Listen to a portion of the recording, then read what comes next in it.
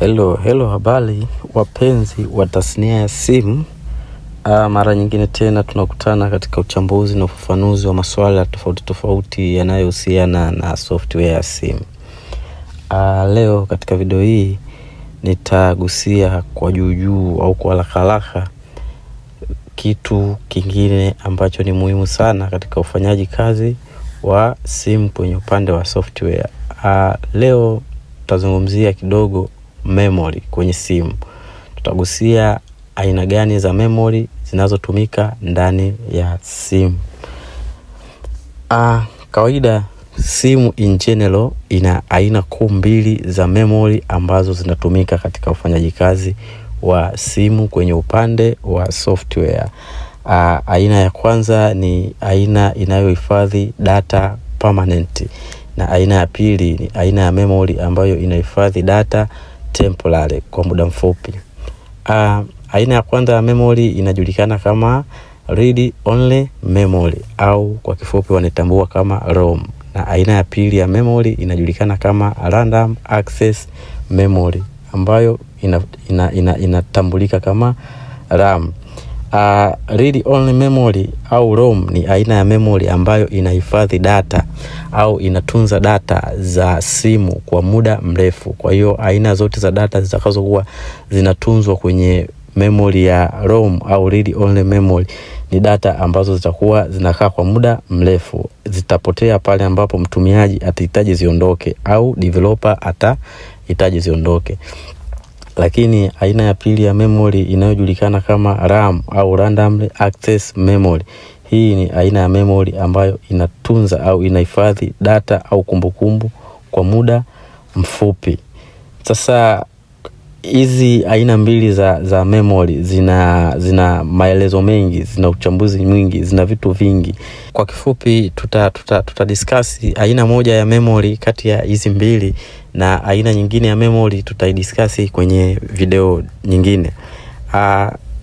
Tukianza kudiscuss aina ya kwanza ya memory ambayo ni random access memory au RAM. Hii kama nilivyosema awali ni aina ya memory ambayo inahifadhi data au kumbukumbu za simu kwa muda mfupi. Inahifadhi data za simu au kumbukumbu za simu kwa muda mfupi. Maana yake ni nini? Tunaposema zinahifadhi kwa muda mfupi, hii memory ina tabia au ina sifa ya kuwa volatile memory. Volatile memory ni memory ambayo inahifadhi data au kumbukumbu za kitu pale tu unapokuwa kuna mzunguruko wa umeme, ndio data zinaweza kuhifadhiwa kwenye memory yenye sifa ya kuwa na volatile. Kwa hiyo aina ya RAM kama aina ya memory ni memory yenye sifa ya volatile. Kwa haraka tunasema inatunza data au inahifadhi kumbukumbu pale tu ambapo simu inakuwa iko on. Kwa maana hiyo simu itakapokuwa off, kutakapokuwa hakuna mzunguko wa electric charge, kutakapokuwa hakuna mzunguko wa umeme ndani ya simu, manake data na kumbukumbu zote zilizokuwa ndani ya hii memory zitapotea. Hii ndiyo RAM, random access memory. Ni aina ya memory ambayo inahifadhi data kwa muda mfupi, na inahifadhi data pale tu ambapo simu inakuwa inapata charge au simu inapokuwa on. Kitaaluma, kabla hatujachimba vizuri na kuiangalia RAM inafanyaje kazi na ikoje ndani ya simu, au kuna aina ngapi za RAM ndani ya simu. Basically, RAM, utendaji wake kazi au kazi kubwa ya RAM ndani ya simu ni kufanya execution ya matukio yanayofanyika au yanayofanywa na processor. Yani kwa juu hii ni topic nyingine ambayo itahitaji ufafanuzi wa kina sana. Matumizi ya RAM na processor, RAM na processor, uhusiano wake na utendaji kazi wake. Hii ni topic nyingine kabisa na itahitaji ufafanuzi wake. Lakini kwa haraka au kwa kifupi ni kwamba RAM inategemeana kiutendaji kazi na component nyingine kama CPU na ROM. Yani CPU ni component ambayo inafanya execution, inafanya michakato ya utendaji wa vitu katika simu. Kwa hiyo zile execution zote zinazofanywa na CPU huwa zinafanyika kwenye RAM. Maana yake kitu chochote ili kiweze kufanywa execution lazima kiwe located kwenye RAM, si ndio? Huwa data zinahifadhiwa kwenye ROM, lakini hizo data zinazohifadhiwa kwenye ROM inabidi zi move kutoka kwenye ROM ziende kwenye RAM ili CPU iweze kuzifanyia kazi. Kwa mfano, ukiwa umefungua application yoyote kwenye simu yako, ile application inapatikana kwenye ROM, lakini ili iweze kufanywa execution na ionekane pale kwenye screen yako, inabidi ile application iende kufanywa execution au taarifa zake zipelekwe kwenye RAM ili ifanywe execution na CPU. Maana yake ni nini? Kila kitu ambacho unakifungua kwenye simu yako kinafunguka kutoka kwenye RAM. Kwa hiyo RAM inapokuwa kubwa ndio inakupa uwezo wewe wa kufungua vitu vingi kwa wakati mmoja. RAM inapokuwa kubwa ndio inakupa uwezo wa simu yako kufanya mambo mengi kwa wakati mmoja. Ila RAM inapokuwa ndogo inakulimit, inakuzuia wewe kufanya baadhi ya vitu vingi kwa wakati mmoja, kwa sababu itakosekana space ya hivyo vitu kufanywa execution kwa wakati mmoja. Kwa hiyo RAM manake ni kitu muhimu sana katika ufanisi wa ufanyaji kazi wa simu. Yani simu inakuwa nyepesi sana pale inapokuwa na RAM yenye uwezo mkubwa, yenye capacity kubwa. Manake itafanya execution ya vitu vingi kwa wakati mmoja au kwa wakati mdogo. Kwa kifupi, hivyo ndivyo ufanyaji kazi wa simu unavyokuwa. Ni topic nyingine ambayo itahitaji ufafanuzi wa ndani kabisa, uone namna gani hivi vitu vitatu vinahusiana katika ufanyaji kazi wa simu. Kwa hiyo tunaweza tukaona kwa juu namna gani RAM ni muhimu ndani ya simu. Bila RAM pengine hakuna kitu kinaweza kufanyika kwenye simu. Bila RAM CPU haiwezi ikafanya matukio yake kwenye simu. Sasa kama tulivyoangalia, RAM inahifadhi au inatunza kumbukumbu za simu kwa muda mfupi. Tunazo aina mbili za RAM ndani ya simu. Kabla hatujaangalia aina za RAM zinazotumika kwenye simu, inabidi tuifahamu kwanza RAM in general. Yani RAM in general, aina zake na generation zake zote in general.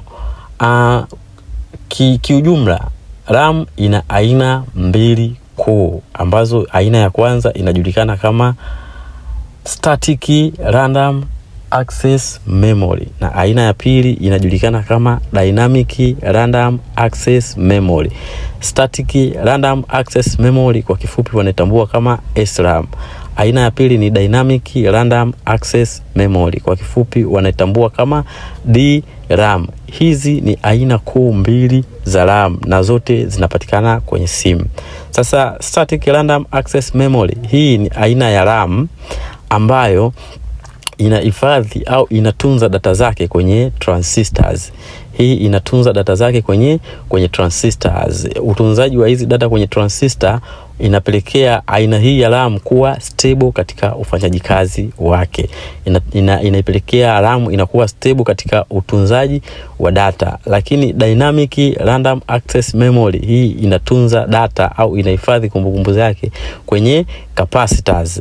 Hii inahifadhi kumbukumbu zake kwenye capacitors. Kwa hiyo tunaona tofauti wa hizi aina mbili za RAM. Static au SRAM inahifadhi data kwenye transistor na dynamic inatunza kumbukumbu zake kwenye capacitors. Sasa capacitors huwa ina sifa ya kuvujisha umeme. Capacitors huwa ina tabia au ina sifa ya kuvujisha umeme. Sasa kitendo cha capacitors kuvujisha umeme kwenye dynamic random access memory ikapelekea utengenezwaji wa kitu kinaitwa refreshment circuit. Yani maana yake RAM ambazo ni DRAM au dynamic random access memory huwa zinatengenezewa kitu kinachoitwa refreshment circuit. Kazi ya refreshment circuit ni kuhakikisha pale ambapo RAM inavujisha umeme au capacitor zinavujisha umeme, hakuna upotevu wa data utakaotokea baada ya zile chaji kuvuja, baada ya capacitor kufanya hicho kitendo cha kuvujisha umeme. Maana yake ni nini? Tunategemea zile chaji ambazo zinahifadhiwa kwenye capacitor, zile ndo data zetu zile. Yani zile chaji zinazokaa kwenye capacitor, zile ndo zinatupa sisi upatikanaji wa data ndani ya RAM au uhifadhi wa data ndani ya RAM. Kwa hiyo ikatokea capacitor ikafujisha au ikapoteza baadhi ya chaji kwa muda, kwa sababu hili tukio linatokea baada ya muda capacitor zile zinavujisha umeme. Kwa hiyo ikitokea sasa capacitor zinavujisha umeme, italazimu au itasababisha upotevu wa data ndani ya memory. Kwa hiyo imetengenezewa refreshment circuit kwa ajili ya kucontrol hilo tukio la kuvujisha au la uvujishwaji wa umeme na kutokupoteza data. Sasa kuna mechanism ambayo inafanyika hapo, inafanywa na hiyo refreshment circuit mpaka kupelekea data zisiwe zinapotea baada ya electric charge kuvuja kwenye capacitor. Kwa hiyo tutakuja kuichambua vizuri kwa undani zaidi, lakini hapa juu tu inabidi uelewe kwamba dynamic random access memory au DRAM ni aina ya RAM ambayo inahifadhi data zake kwenye capacitor, na kwa sababu capacitor ina tabia ya kuvujisha umeme, basi imepelekea hizi RAM kutengenezewa kitu kinachoitwa refreshment circuit kwa ajili ya kuhandle au kumanage hiyo hali ya capacitor kuvujisha umeme na kutokupoteza data. Kwa hiyo hicho tu kitendo cha aina hii ya RAM kuwa na refreshment circuit inaonyesha dhahiri kwamba ni RAM ambayo haipo stable katika uhifadhi wake wa data. Kwa hiyo inategemea uwepo wa kitu kingine ili zile data ziweze kupotea, na hiyo ndiyo sababu ikapelekea aina hii ya RAM kuitwa dynamic, kwamba haipo stable, ni unstable, ni aina ya RAM ambayo sio stable katika uhifadhi wa data. Ila ile static inahifadhi data zake kwenye transistor, maana yake ile ni stable. Sasa tuna aina mbili za RAM tumeziona, tuna dynamic na tuna static. Static tumesema ni stable na dynamic tumesema ni unstable. Hizi zote ni aina za RAM zinazotumika ndani ya simu kwenye ufanyaji kazi wa simu. Static mara nyingi kwa sababu ni stable inatumika katika usaidiaji wa kiufanyaji kazi wa CPU.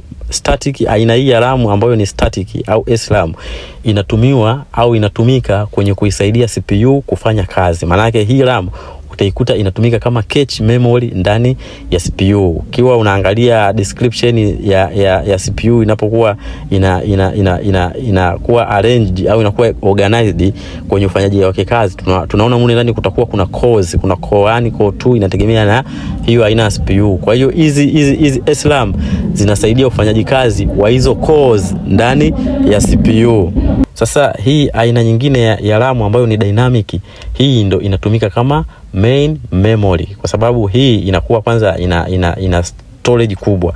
Uhifadhi wake wa data kwenye capacitor na circuit yake inavyotengenezwa inasababisha au inawezesha kuwa ni aina ya RAM ambayo inakuwa na capacity kubwa. Ila SRAM aina ya uhifadhi wake wa data na circuit yake inavyotengenezwa inafanya iwe ni aina ya RAM yenye capacity ndogo. Kwa hiyo SRAM mara nyingi huwa zinakuwa na KB, MB, yani ukikuta kubwa sana inakuwa na MB. Kwa hiyo ni aina za RAM ambazo ni stable kwenye ufanyaji kazi wake, lakini changamoto yake ni kwamba hazina capacity kubwa kwenye uhifadhi wa hizo kumbukumbu.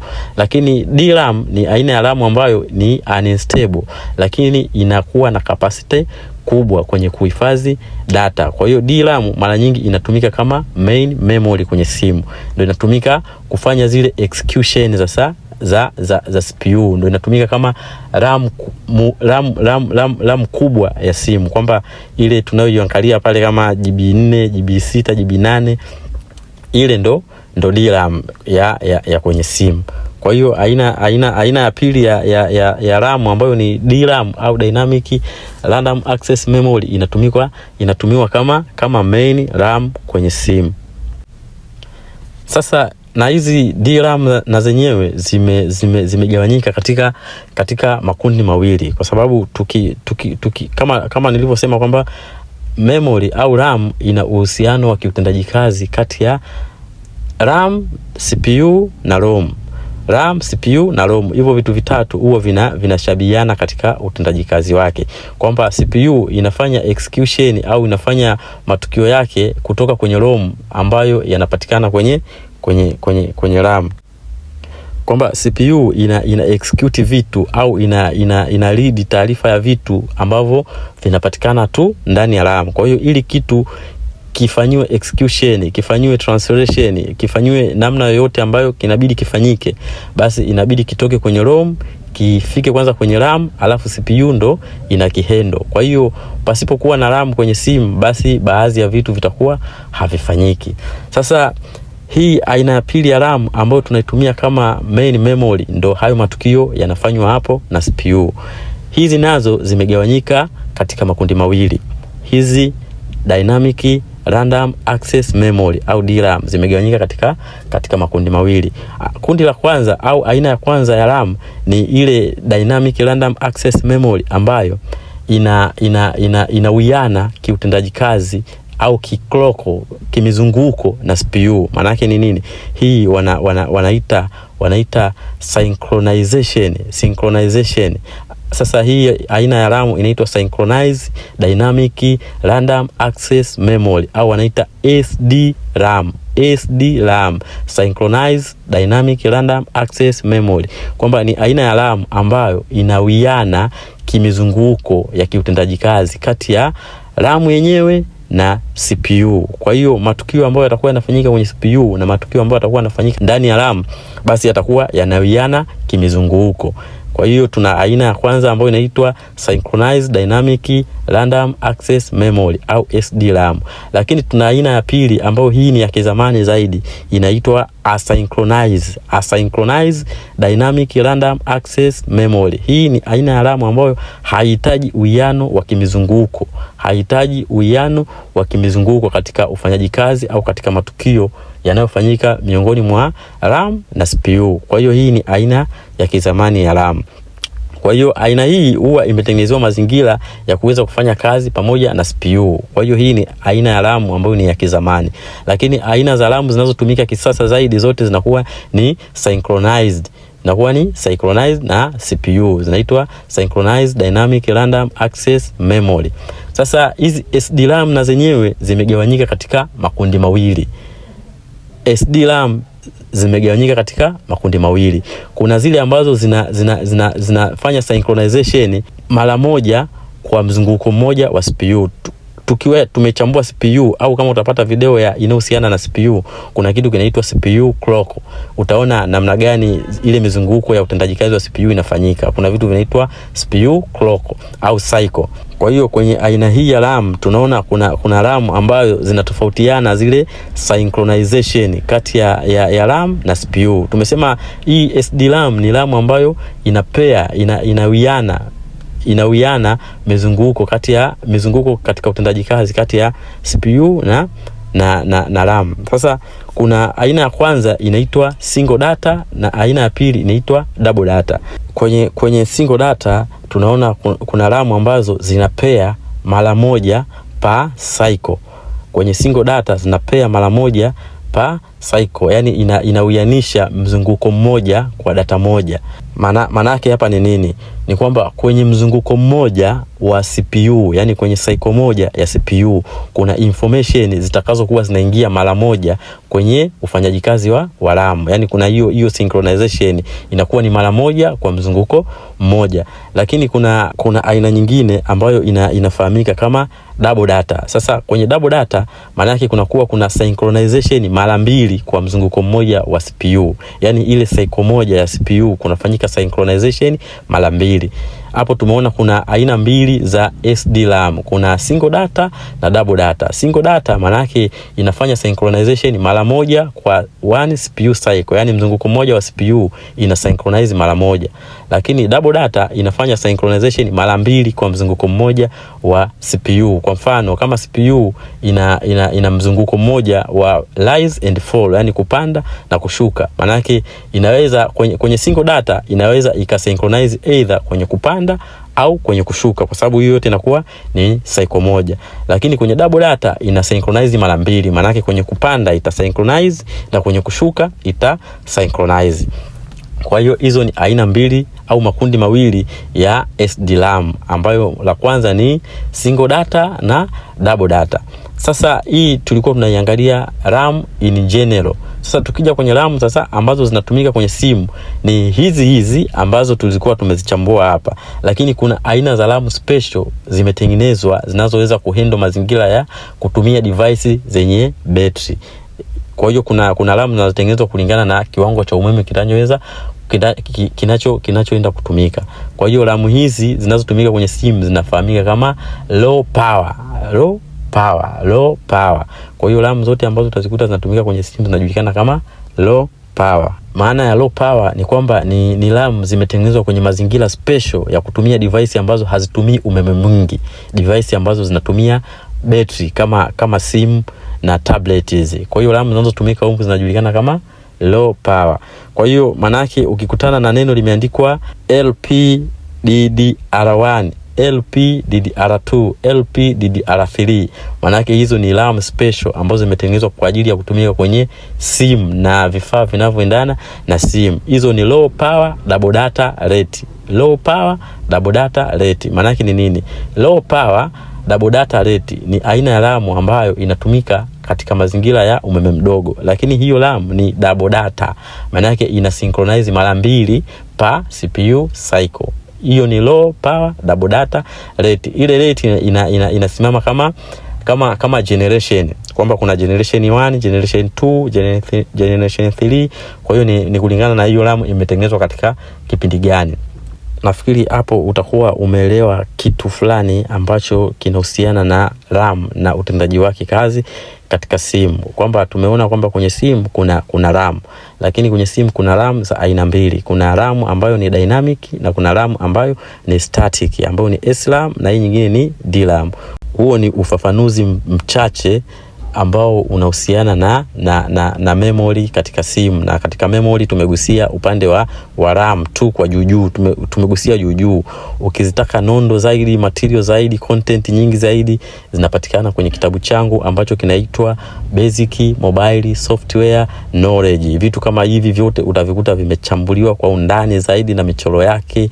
Yani hakuna kitu utaacha kuelewa. Ukikutana na changamoto yoyote unaweza ukawasiliana na mimi, tukafanya mijadala, tukatatua maswali na vitu vingine.